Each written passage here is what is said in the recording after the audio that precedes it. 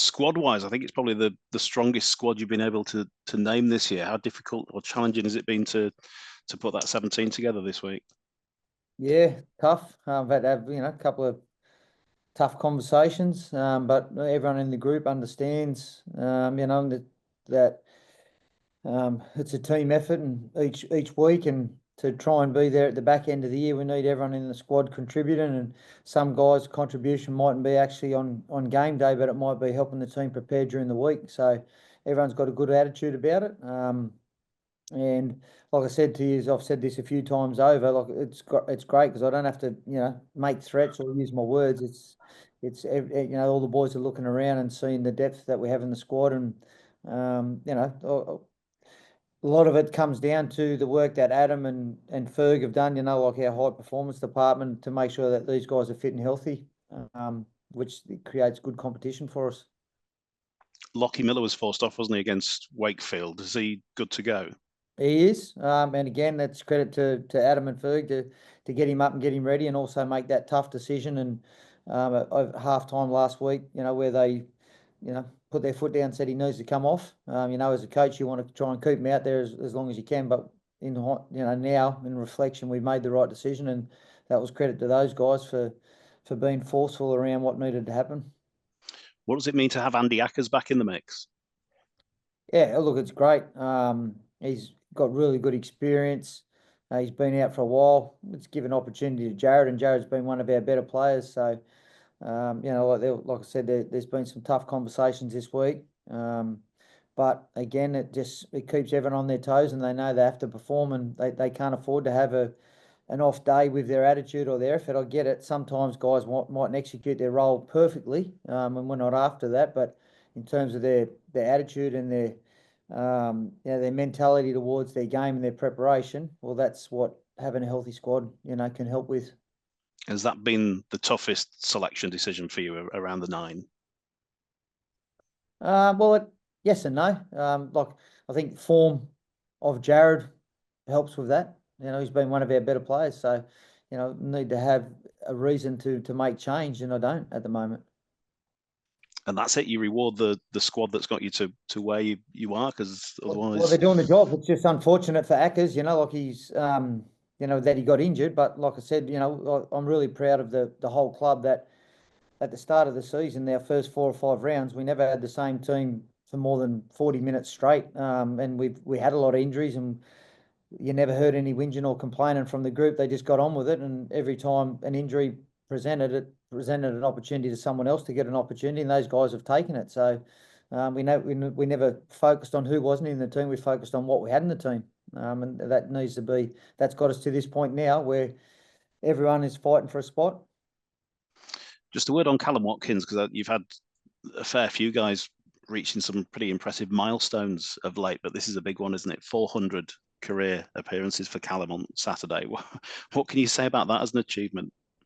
Like on the back of Ryan Hall a couple of weeks ago, and then I feel privileged that like I haven't been part of this, so and big parts of their careers, but I feel privileged that I can be the coach on these special occasions, and just in awe of guys, like how they managed to get themselves through that amount of games, and then like Ryan Hall a couple of weeks ago to 500 and still playing the way he is, and Callum, like what he's done for this team since what he's added to this team since he's got here, and he's 400 games in, so it's a credit to those guys on the work they've done, and they're a great example for the rest of their squad, and especially our young guys, that if you do the right things throughout your career, you can play for as long as you like, really. And they're on top of their games. It's not like they're getting towards the end of it. They're actually on top of their games, and they're playing their best football. You spoke before Callum arrived about the leadership that he could potentially bring, and his arrival has coincided with an upturn in form, and it's obviously not all down to him. But what sort of tangible changes have you seen to the group following Callum's arrival? I wouldn't say it's just on the back of Callum's arrival. He's obviously helped, but I just feel like the team we're just starting to work each other out a bit better. And like I've always said, our best footy's still further down the track. But we had some changes to the squad throughout the preseason. You just need time. And with a bit of time, we've got better. We understand each other. I'm getting a better understanding of the group. They're getting a better understanding of my behaviours and, like around the intensity levels. And, I'm trying to work with the group on making sure that works for them as well. So it's just having a better understanding. And then on the back of that, a little bit of confidence helps. And then when the confidence also comes when they're sitting in the sheds and they're looking around and they've got Callum Watkins lacing up his boots and, look, we're reasonably healthy. I think that all helps. So there's lots of contributing factors and, and the way the club's running at the moment, with our youth and our development programs, I think we're in a good spot, but things can change and we're only halfway through the season. We've still got a lot of hard work to do. I was going to say, what is your half-term report? Gradual improvement. There's bits in our game that we need to continue to tweak and work on, but at this stage, we just wanted to get to this period, not really chasing how many wins, or it was more around our performances and have we been consistent and reliable with our performances, and do we actually know what sort of team we want to be and look like? And I feel like at the moment, yeah, we do. Now it's how do we, just add bits and pieces to our game where we get that gradual improvement without losing our identity, which I'm really confident that the boys understand on what sort of team we want to look like and behave like. It's not a bad position to be in, isn't it, going into the second half of the season? What about Warrington? What are you expecting from them on Saturday? I thought they were very good and unlucky in their last game. They've had a lot of injuries and they've battled on through it. They'll be setting their sights now on the back half of the season, and they'll be confident on the. I know they didn't get the result, but they will be confident on the back of their last performance, and so we're expecting the best version of them.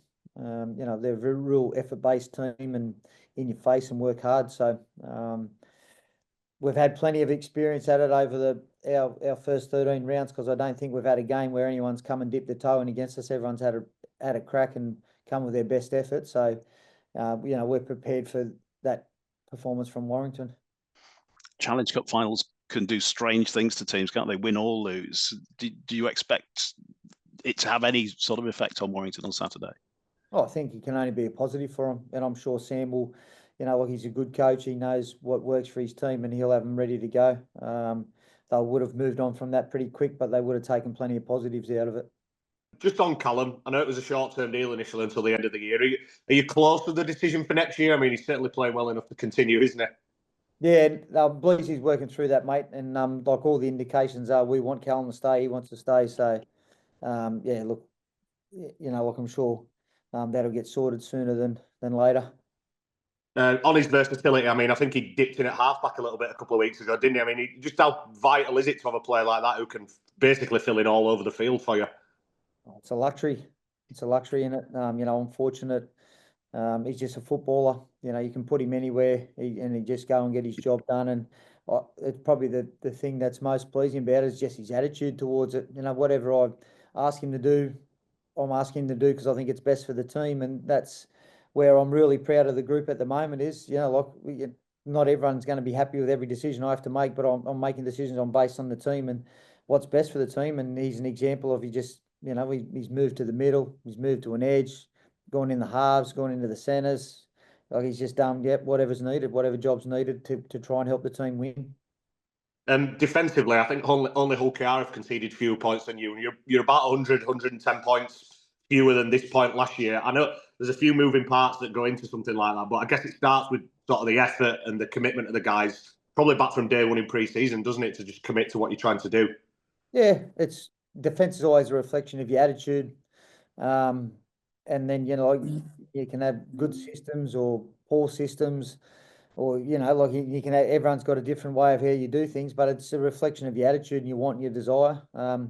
And the boys have got that, and we can only give them so much information, and then they've got to go and get it done out on the field. Langers has done a really good job with our defence. We're nice and clear on our standards and expectations, and they don't differ from week to week. So we've put in a real simple process on what we expect, and the boys are delivering on it, and they're comfortable and getting more confidence with it as well. And just lastly, on Warrington, I think it's fair to say Sneed was probably the outstanding player on the pitch last weekend. I mean, how do you prepare for a guy like him? He comes with a real devastating kicking game. There's few like him in that sense in the comp, isn't there? Yeah, look, he's got a tremendous kicking game. And we've done some work around it, but we've got to be careful not to over focus on it, and we forget about their other threats that they have across the field. So, look, we're aware. The thing with Sneed is you can't over prepare sometimes because he just comes up with kicks that you haven't prepared for, or he's just a good player, and it's probably at times you're just going to have a positive reaction to he's going to nail something at some stage, and it's just how we react and handle that and move into our next job, which is probably more our focus and priority. Congratulations on the Coach of the Month award. Were you pleased to receive that? Until Phil, I didn't really know it was much of a thing until Phil told me. But yeah, look, it's great to have my name next to it, but I think that's more of a reflection and reward for the whole club. My name's just next to it. That doesn't happen unless the players are buying in and doing their job. It doesn't happen unless the staff have given the players the right information, and it doesn't happen unless the club's providing us with the best environment possible to allow that to happen. So I think, yeah, my name's next to it, but that's more a reflection on the whole club. It's a club award, and yeah, it's nice, but it's not going to count for much next month or the month after unless we do, we continue to, keep doing what we're doing at the moment, and we're going to have our ups and downs. It's how we respond to it and bounce out the other side of it, whether they're positive response, positives or negatives. Max Simpson, is he going to play in the reserves this week? Yeah, mate. Yep, he's going to get. We'll just probably play him half a game on tomorrow, and then we've got a short turnaround into another game the following week. So we'll just give him 40 minutes. He's trained well, and everyone's excited for him just to get out on the field. We don't really care how he plays, just get through that 40 minutes and walk off the field knowing that he's got a game out. It has been really tough. I mean, people probably don't realise just how tough it's been. I think it was January 2023 when he was injured, so that's a long time ago. It has been, and it's credit to the kid, and like everyone's just great, happy for him to get to this stage and get out onto the field tomorrow. And